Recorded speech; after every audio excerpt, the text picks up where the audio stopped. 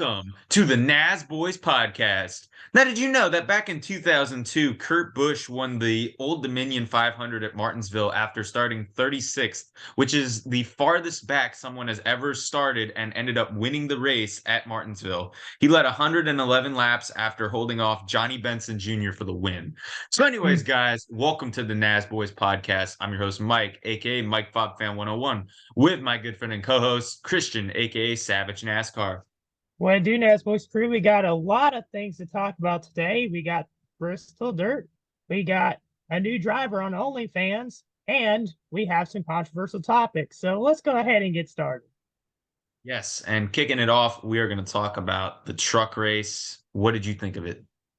The truck race. Well, I definitely didn't think that it was just a chaotic race like last year, but there's just too many wrecks.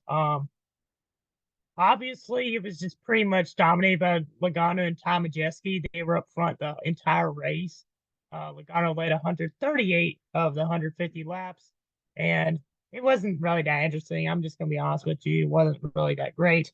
There was a couple incidents, like Ben Rhodes, he got into a couple incidents. Right in there with Majeski, side by side. Oh, Ben overcooked it. Ben Rhodes sideways, trying to hang on, and we get another caution.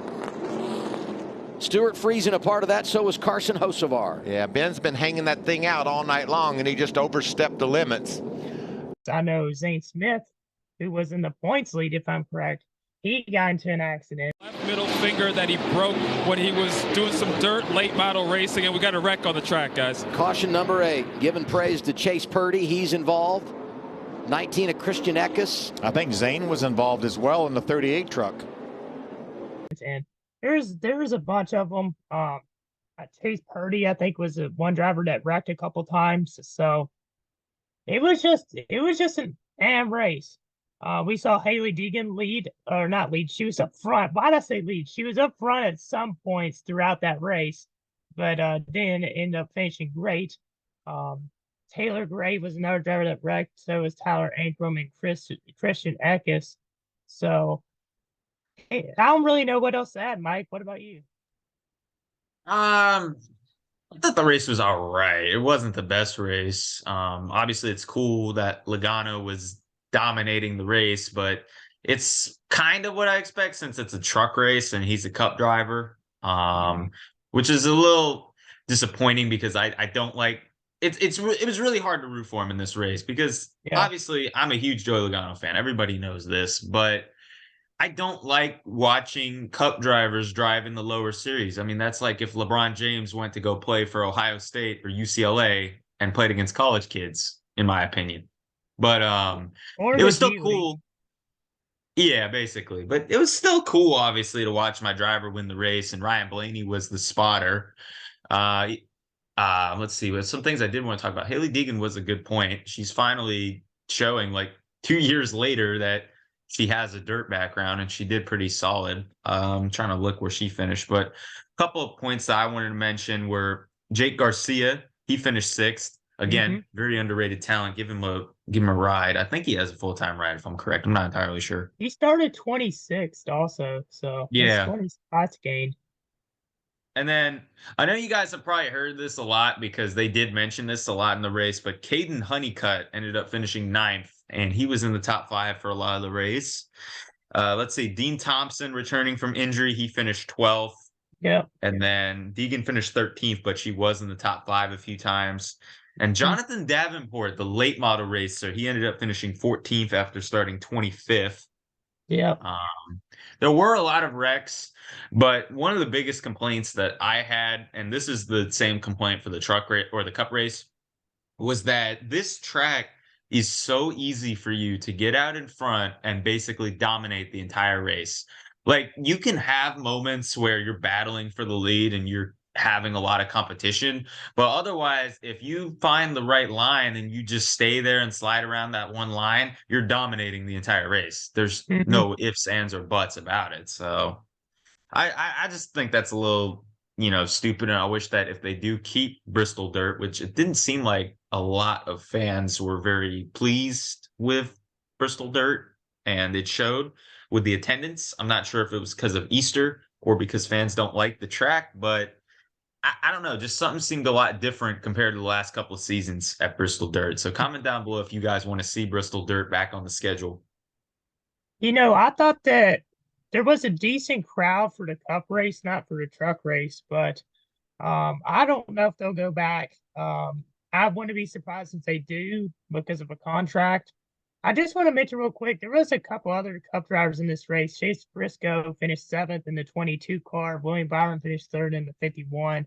And another driver I want to mention real quick, Raja Caruth. He's been struggling throughout the most Yeah. of the season. He's had a couple good runs, but this one he ended up being 11th in the race. So Yeah. props to him. I've seen him race at Millbridge a couple times. But Logano, if I'm correct, this is his second truck series win of his career, and he was driving for Thor Sport Racing. I And think it is maybe his third. I know his first one was at Martinsville. So I guess but yeah, Raja, first off, before I get into the thoughts, Raja, I think is figuring it out a little bit. He seemed to be doing a lot better the last couple races. I got a lot of high hopes for this kid. I think that he could do something good. But anyway, oh yeah, and he did get into a little bit of a thing with Hocevar. Hocevar had posted yeah, something from the race, and he basically commented because Hocevar's caption was like banging doors or something like that. And he was like, yeah, you banged into mine. Here's the comment on the screen. nah, it's So just some banter. That's all. Some yeah, stupid I'm banter. not criticizing him for it. I thought it was funny. That's So something you would do in an NSCS race, to be honest. it is true. But anyways, taking a look at what you guys had to say. 0% said great, 43% said good, 43% said meh/okay, and 14% said bad. The underscore motorsports underscore junkie says cup driver winning. Yeah, because I think he picked meh/okay. I don't blame him. John, base John. Driver of the day, obviously it's Joey Logano. There's no answers. Yeah, I mean, that's pretty much it. And if he didn't win, it was going to be Majeski. I mean, Majeski, yeah, those two just ran away for everyone else. pretty much. So, So what would you give it a rating though? At 1 out of 10. Rob, do you want me to be like biased or non-biased? Because if it Either. was bias, I'm giving it an 8. If it's non-bias, I would give it like a 5. If my driver won that race and it was a truck race and it was still like that, I still would just give it a 4. But I would probably give this one a 3, Yeah. maybe I a mean, 3 at the highest. yeah. It I, was I better think than last year's race, I thought, in some ways, but it yeah. still wasn't it. I Matt just hate Crafton all the ran really wrecking. well too. I was surprised to see Matt Crafton in the top 5. Yeah. And Matt Crafton also raced the cup race, which we'll get into in a little bit. Yep. You want to mention So the point let's standings too for the yeah, trucks? let's look at the point standings for the truck series. And so basically, Zane Smith was in the points lead at some points, but Majeski has now overtaken him for the points lead. He's up by 34. Majeski's only led 4 laps this season and is in the points lead. I don't see how that makes sense. But Ben Rhodes is 3rd in points. Crafton somehow 4th. Crafton only has 1 top 5 and 3 top 10s, but he also has led 31 laps. The driver that has led the most laps this season, Nicholas Sanchez, he has led 187 this year. Guess where he is in points? 10th. What, fifth? 10th. Oh, 10th. Okay. Um, I think he got most of those at Texas, if I'm correct. well, yeah, he pretty much dominated that race. Corey Heim 7th in points. He ended up wrecking last night, or not last night, on Saturday. Grant Enfinger is 6th in points. Tanner Gray 8th. Matt Vendetto 9th. And he's been running decently. He only has 2 top 10s, 0 top 5s, but he's been getting solid top 15s. Mhm. And one driver that's been gaining up in the point standings is Jake Garcia. We kind of mentioned him earlier. He's only had 5 starts, whereas some other drivers have had 6. He's currently 15th in points. He has 1 top 5, 3 top 10s. And Haley Deegan's actually in 16th, so she has improved in the standings. compared to last year, but we'll see if that actually holds true. Yep. So let's move on. I know Xfinity wasn't this weekend, but I'm just going to go over the Xfinity standings real quick. Um, so Austin Hill is in the points lead in the Xfinity series. He has 3 wins this year. Obviously, he's right now clearly a favorite to win the championship. Obviously, a championship for contender. Riley Herbst surprisingly in second. I did not see that coming. He has had 2 top 10s, no, 2 top 5s, 6 top 10s, but I'm surprised considering how much he's wrecked that he's in the top 2. And it just surprised me. He's 4th in the playoff standings, but 2nd in overall points. John Hunter Nemechek is 3rd. Chandler Smith 4th. He had a win recently. Josh Berry 8th. Justin Allgaier 7th. Sheldon Creed 7th. Sam Mayer 8th. Sammy Smith 9th. And Cole Custer 10th. One driver that I thought would be higher in the points is Daniel Hemrick, but he's currently in 11th place. Parker Kilgerman's 12th. Ryan Sieg, every single year, very quietly, top 15 in points. Right now, he's 13th in points. There's been a couple times over the last couple of years where he's cracked the top 10. So that pretty much will wrap up Xfinity. So I guess now we talk about the Bristol dirt race for the Cup Series. What do you think about it, Mike? So it was okay. It was very similar to the truck race, besides one driver dominating, because it did seem like there were a few good cars. Like we saw moments where Kyle Busch was battling. We saw moments where Tyler Reddick was battling. Larson, I felt, was the best car all night, but then he ended up getting into a little bit of an incident with Ryan Preece. The 11th caution of the night, the 5 and the 41.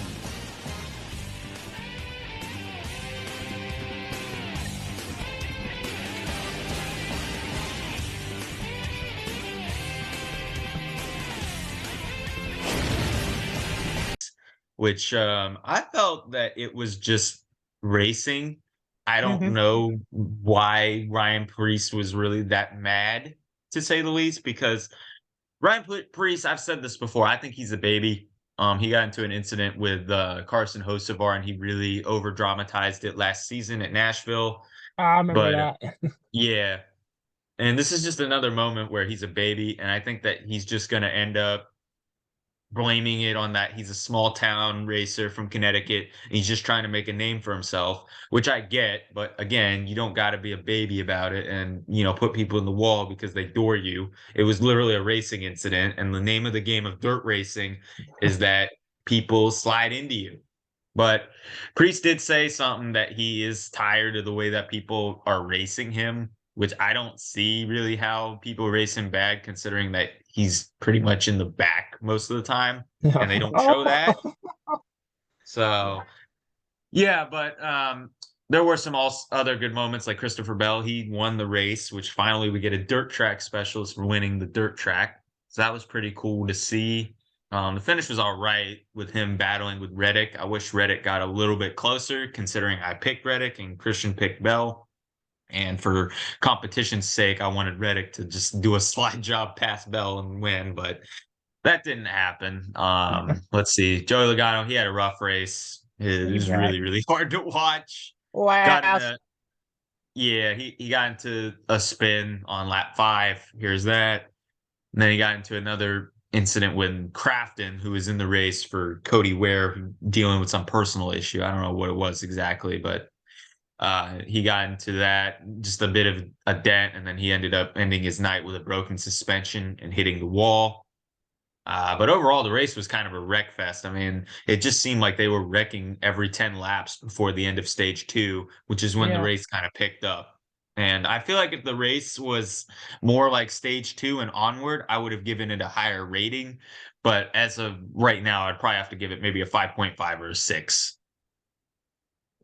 Yeah, I mean, I thought it was not as good as last year in some ways. Obviously it wasn't as many wrecks this year as last year. So that was good. But I thought there was good racing, but I just wish that there was more I don't know how to describe this. More battles like during green flag runs, like between the top five. It's kind of hard to have a battle when, as you mentioned earlier in the truck race, the leader pulls away. But that's just part of dirt track racing. Like, I mean, back in the 60s and 70s, some of those dirt track races, the front two led pretty much the entire race. I mean, look at Richard Petty, for example. There was a lot of years where he won and dominated at tracks like Martinsville, but also some dirt tracks. Like Rainbow Pickens. I know that was a track that used to race on dirt, and he would pull away and pretty much dominate. So it doesn't surprise me at all. But today's racing, it makes it kind of like, oh man, this is new and it's foreign to fans because we don't see that often. Now we see like 30 cars in the lead lap at the end of the race. We see guys doing absolutely wild stuff to get into the playoffs and rack them no respect in the garage area anymore. So it is interesting to say the least. I was a little surprised Logano wrecked. I had a feeling he was going to wreck. I don't know why, but I did. No offense, Mike and Cam.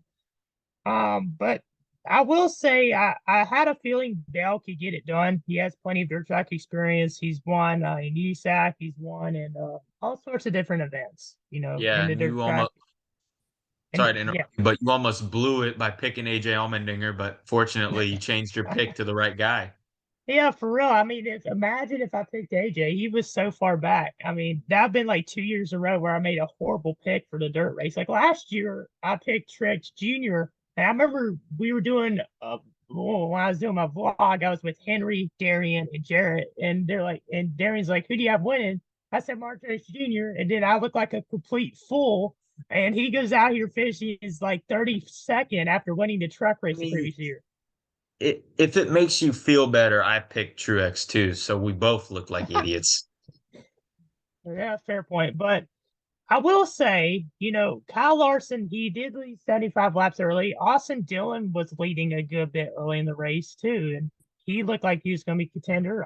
Kyle Busch was leading 6 laps, and he was having some good battles with Dillon and Larson. He ended up falling out with a suspension issue, which definitely hurt me in fantasy because he was doing pretty decent until that happened. Um, but how about this? Justin Haley started 25th, ended up finishing 6th. Ricky Stenhouse Jr., he was really solid throughout the race. He started 22nd, finished 4th. Kevin Harvick, he started 26th. He ended up finishing 9th. There's a lot of guys that started far back. They ended up finishing in the top 10. Another one, Martin Truex Jr. started 27th and finished 7th. Ty Gibbs, 23rd to 10th.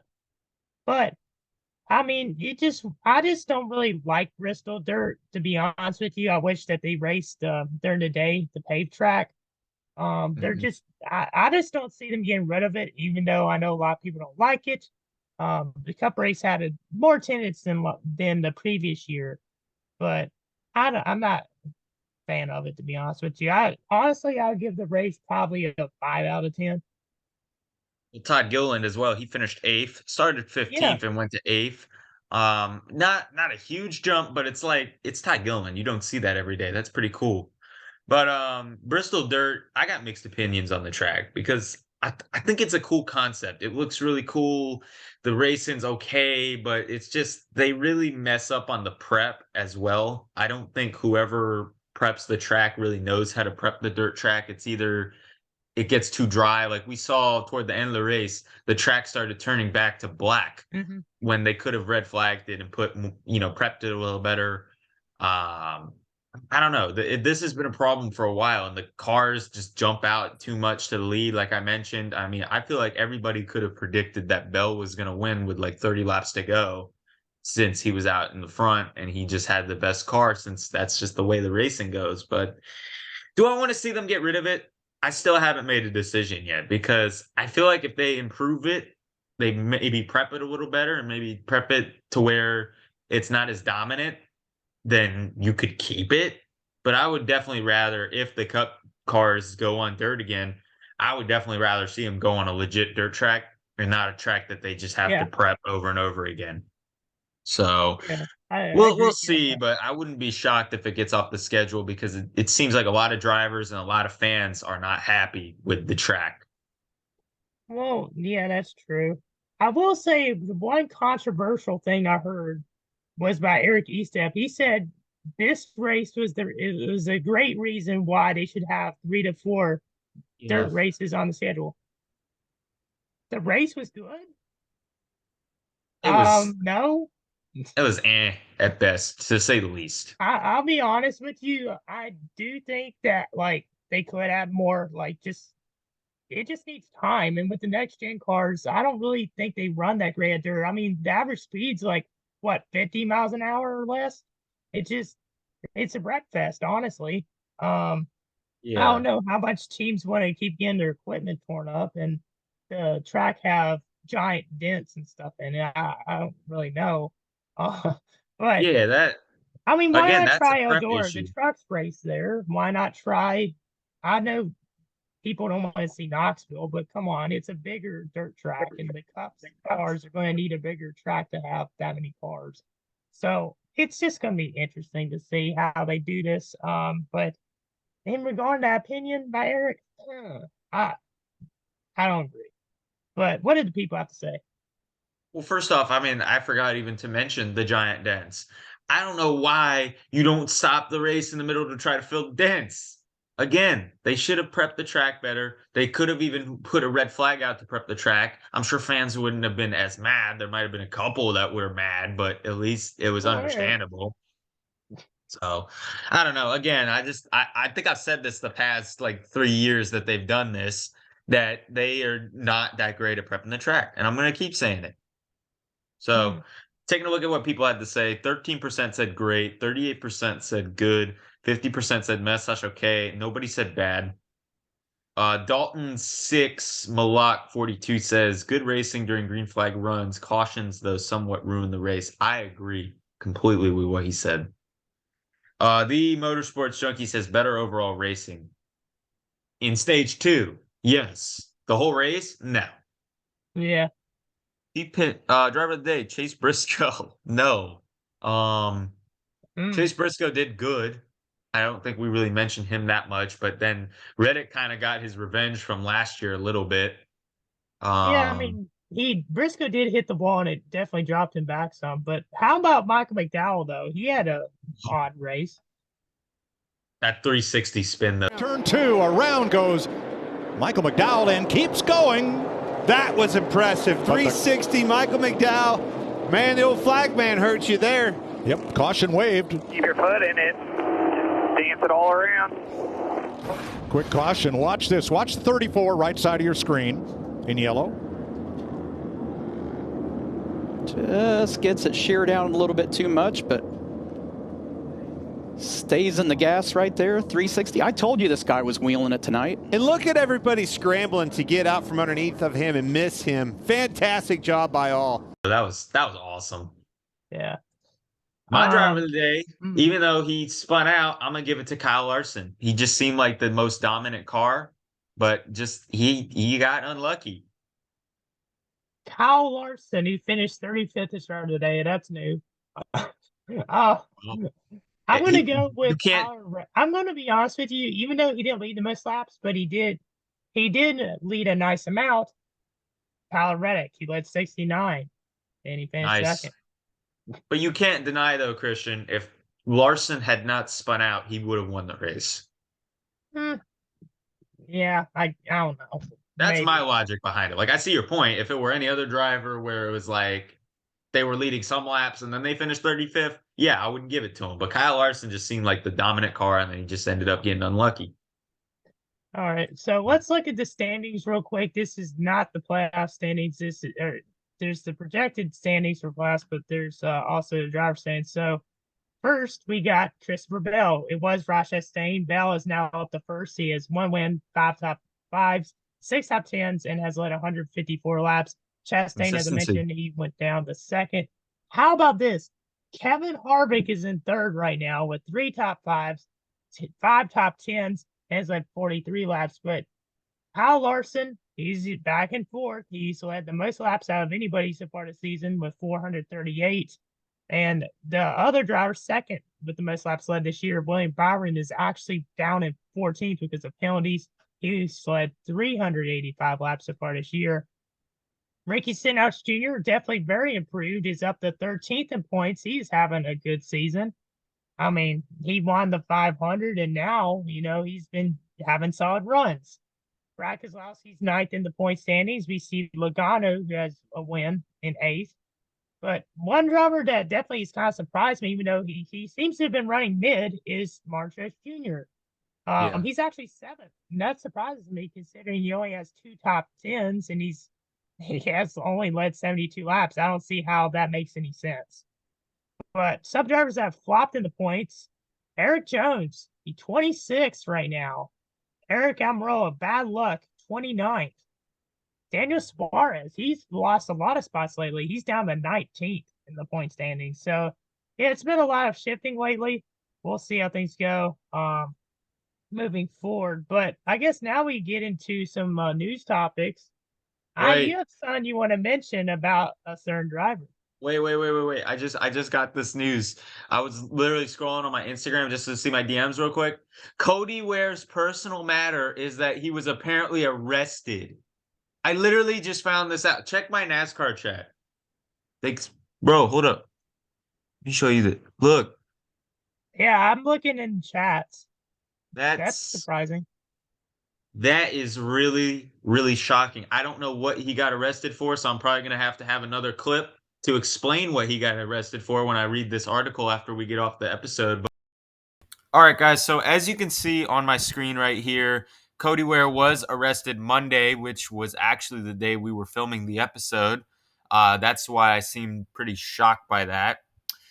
He had been arrested with assault on a female and assault by strangulation, inflicting serious injury. Here's his mugshot right there.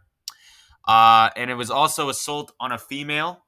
He got a $3,000 bond, which was obviously taken care of. And he was even doxxed. So, yeah, crazy situation right there.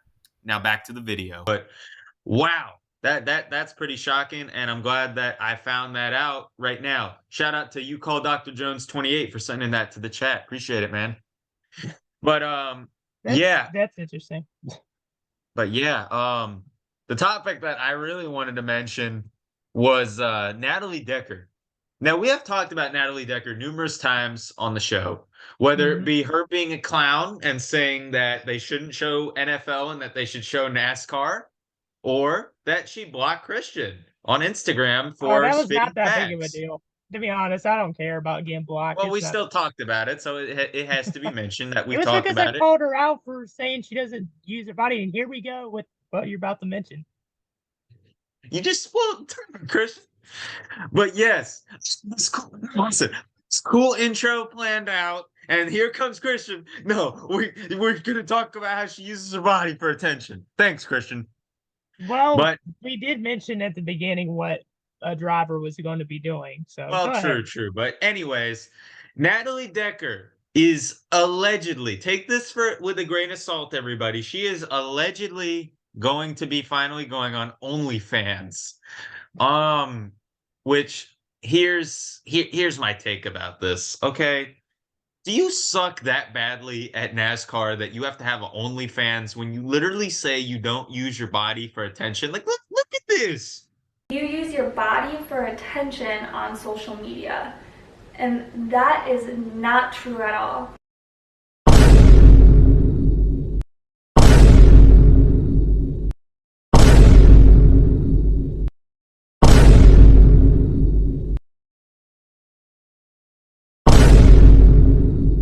Instagram or for their use on their social media or websites. So I have modeled for companies, but I'm not a model.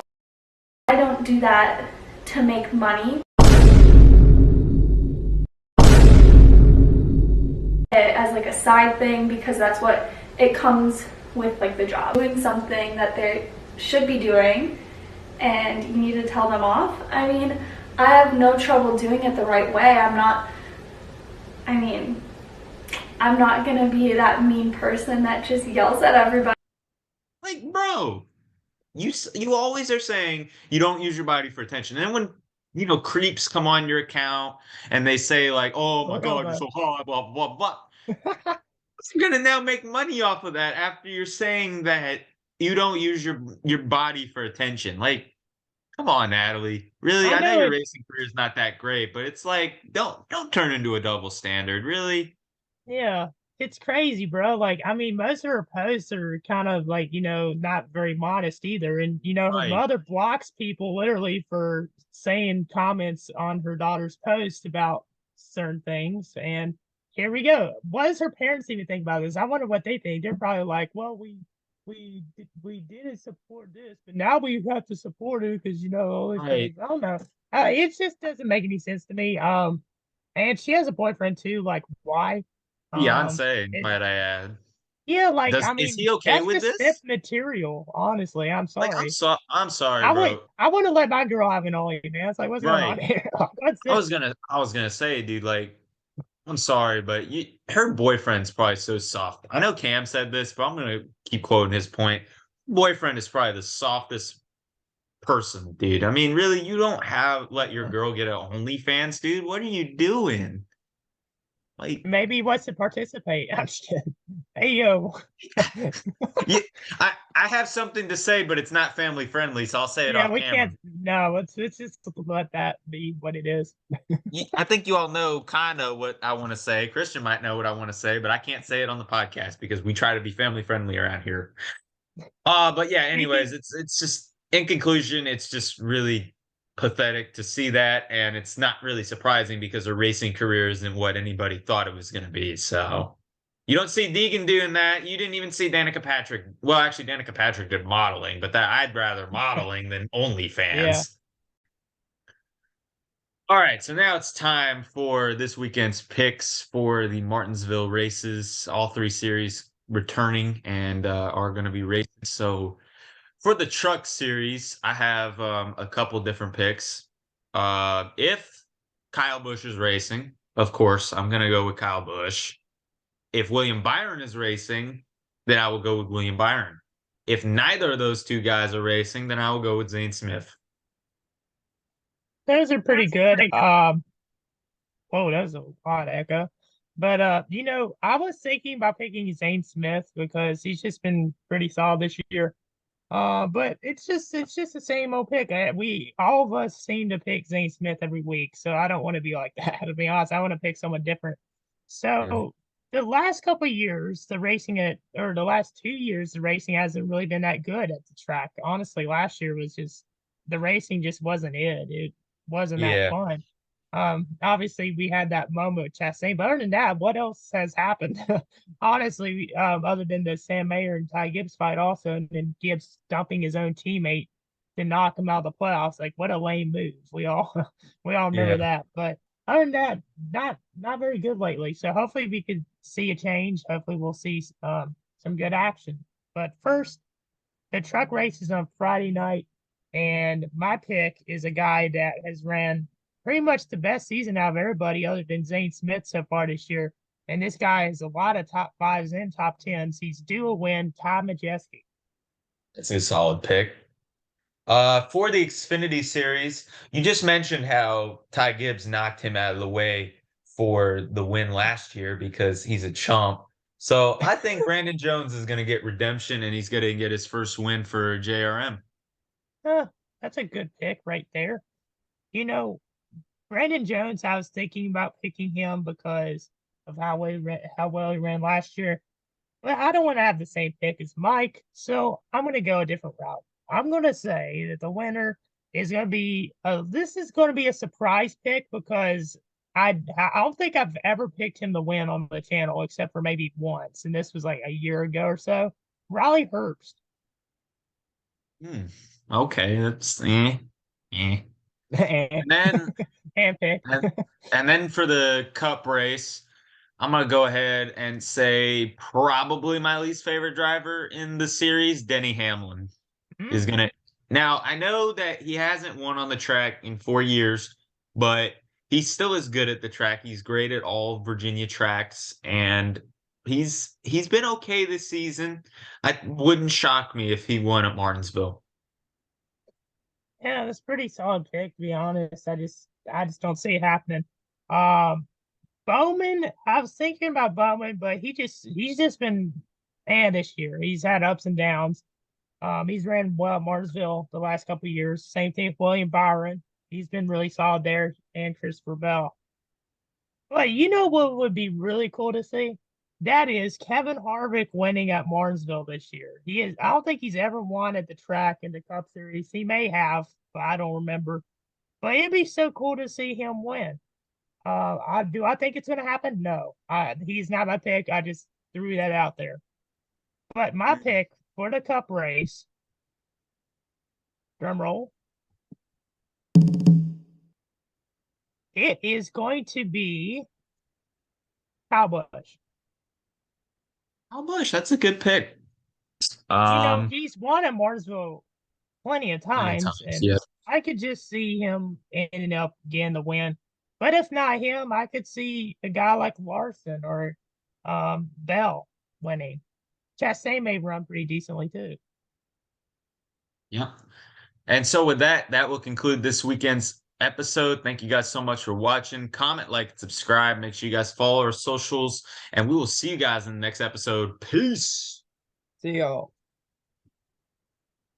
Calling out, you want me calling out, you wanted what I